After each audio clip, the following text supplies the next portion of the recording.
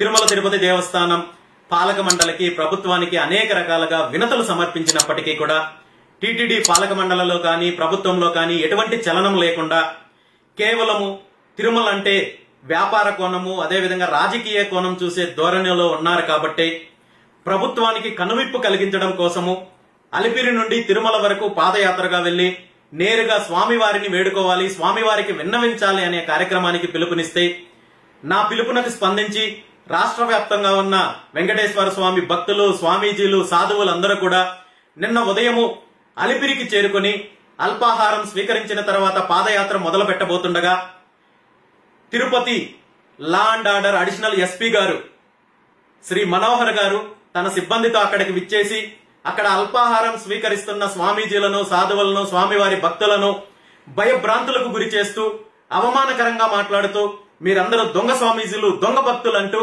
నీచంగా మాట్లాడుతూ రెచ్చగొట్టే ప్రయత్నం చేసినప్పటికీ కూడా అందరూ సంయమనం పాటించి శాంతియుతంగా ప్రశాంతంగా గోవిందనామాలతో మెట్ల మార్గం ద్వారా తిరుమలకు చేరుకుంటే అక్కడికి వెళ్లిన తర్వాత కూడా పోలీస్ సిబ్బంది అడుగడుగున అడ్డుకుంటూ తప్పుదారి పట్టిస్తూ ఈ కార్యక్రమాన్ని, ప్రశాంతంగా జరగాల్సిన కార్యక్రమాన్ని విధ్వంసం చేసే కార్యక్రమం చేశారు. భక్తులపైన దాడి చేశారు, స్వామీజీలపైన దాడి చేశారు. అనేక మందికి గాయాలయ్యాయి. అందరినీ అరెస్ట్ చేసి ఒక్కొక్కరిని ఒక్కొక్క దిక్కుకు తీసుకెళ్లే కార్యక్రమం చేశారు. మేము చాలా ప్రశాంతంగా శాంతియుత వాతావరణంలో స్వామివారిని వేడుకునే కార్యక్రమం చేస్తే పోలీస్ వ్యవస్థ, పోలీస్ అధికారులు ఉద్దేశపూర్వకంగా ఈ కార్యక్రమాన్ని అడ్డుకోవాలి అనే ఆలోచనతో నిన్న జరిగిన కార్యక్రమాన్ని పూర్తిగా విధ్వంసం చేసే కార్యక్రమం చేశారు. అందరిపైన కేసులు పెట్టే ప్రయత్నం చేశారు. ఈ కార్యక్రమంలో పాల్గొన్నందుకు నాతో పాటు 19 మంది పైన అక్రమంగా కేసులు పెట్టారు. నేను పోలీస్ వ్యవస్థను ఒకటే కోరుకుంటున్నాను, నిన్న జరిగిన కార్యక్రమానికి పూర్తి బాధ్యత నాది. పిలుపునిచ్చింది నేను. ఆ కార్యక్రమంలో పాల్గొన్న స్వామీజీలకు కానీ, సాధువులకు కానీ, భక్తులకు కానీ ఏ ఒక్కరికి సంబంధం లేదు. మీరు కేసు పెట్టాలనుకుంటే నా మీద పెట్టండి, నేను ఎదుర్కోవడానికి సిద్ధంగా ఉన్నాను. కానీ ఎఫ్ఐఆర్ లో ఉన్న మిగిలిన 19 మంది పేర్లు బేషరతుగా తొలగించాలని చెప్పి ఈ సందర్భంగా డిమాండ్ చేస్తున్నాను.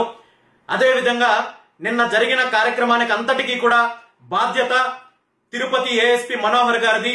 ఎందుకంటే ప్రశాంతంగా వెళ్తున్న కార్యక్రమాన్ని అడుగడుగున అడ్డుకుని రెచ్చగొట్టే కార్యక్రమం చేసి దీన్ని పూర్తిగా విధ్వంసం చేయడానికి, అవమానకరంగా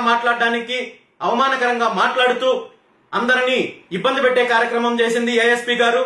నిజంగా మీకు చిత్తశుద్ధి ఉంటే తిరుమలలో జరుగుతున్న అన్యాయాలు, తిరుమలలో జరుగుతున్న అక్రమ వ్యాపారాలు, మద్యం వ్యాపారం జరుగుతోంది, మాంసం వ్యాపారం జరుగుతోంది, వీటన్నింటి మీద మీరు నిఘా పెట్టి మీరు డ్యూటీ చేసినట్టయితే ఈ రోజు ఇలాంటి పరిస్థితి, మాలాంటి వాళ్ళు రోడ్డు మీదకి వచ్చే పరిస్థితి ఉండదు. కానీ మీరు స్వామివారి భక్తులపైన, స్వామీజీలపైన చూపించే ప్రతాపము, ఇక్కడ పెట్టే మీ శ్రద్ధ అక్కడ జరుగుతున్న అన్యాయాల మీద పెట్టింటే ఈ రోజు రోడ్డు మీదకి వచ్చి ఈ విధంగా ధర్నాలు చేసే పరిస్థితి అయితే మాత్రం వచ్చిండేది కాదు.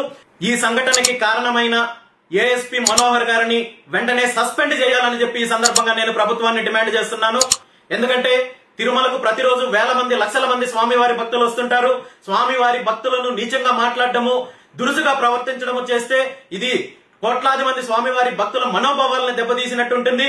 ఇలాంటి అధికారులు తిరుపతి, తిరుమల లాంటి పవిత్రమైన క్షేత్రంలో విధులు నిర్వహించడానికి అర్హత లేదు. కాబట్టి వెంటనే ఏఎస్పీ గారిని సస్పెండ్ చేసి చర్యలు తీసుకోవాలని చెప్పి ఈ సందర్భంగా నేను ప్రభుత్వాన్ని డిమాండ్ చేస్తున్నాను.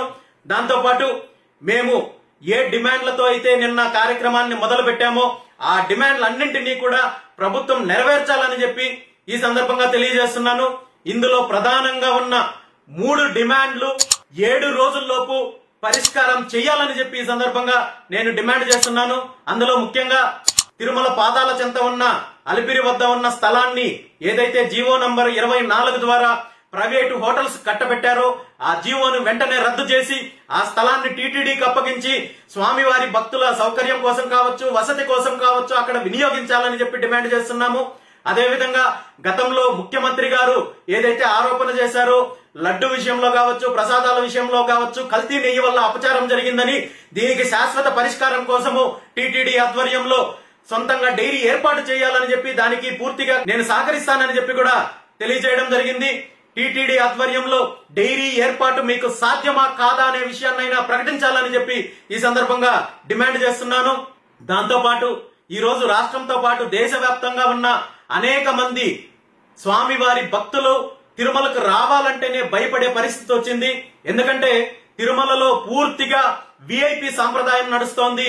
రికమెండేషన్ ఉంటే తప్ప దర్శనమయ్యే పరిస్థితి లేదు అనే ఒక రకమైన వాతావరణాన్ని సృష్టించారు. కాబట్టి ఇది వాస్తవం. కాబట్టి తిరుమల వెంకటేశ్వర స్వామి దర్శన విషయంలో పూర్తిగా విఐపి విధానాన్ని రద్దు చేసి అందరికీ ఒకే రకమైన దర్శన ఏర్పాటు చేసే కార్యక్రమానికి కూడా వెంటనే పూనుకోవాలని చెప్పి ఈ 3 డిమాండ్లు 7 రోజుల్లోపు నెరవేర్చాలని చెప్పి ప్రభుత్వాన్ని డిమాండ్ చేస్తున్నాను.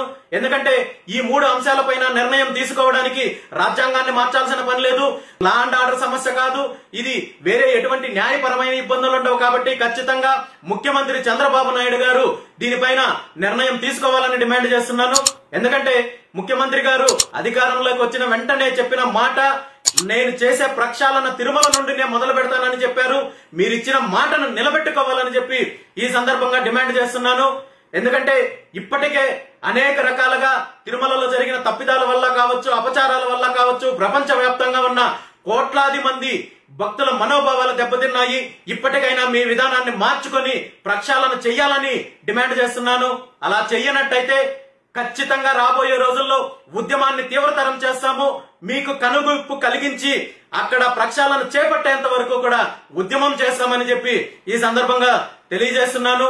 దీనిపైన ముఖ్యమంత్రి చంద్రబాబు నాయుడు గారు నిర్ణయం తీసుకోవాలి. మరీ ముఖ్యంగా మంత్రి నారా లోకేష్ గారు నిర్ణయం తీసుకోవాలి.